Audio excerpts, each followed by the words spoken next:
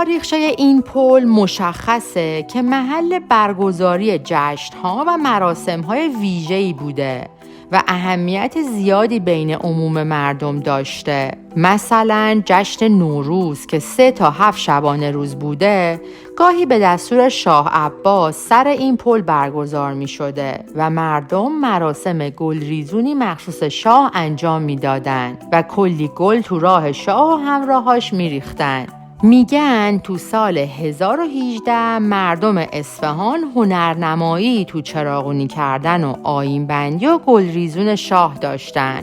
به خاطر همین مبلغ 500 تومان از مالیات اون سال به دستور شاه بخشیده میشه.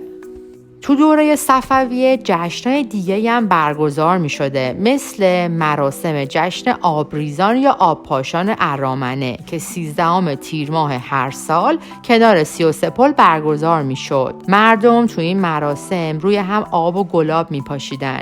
تو این جشن این پل محل اجتماع شاه و بزرگان و شعرا و مردم می‌شده. مراسم خاجشویان ارامنه جلفا هم روی همین پل برگزار می‌شد.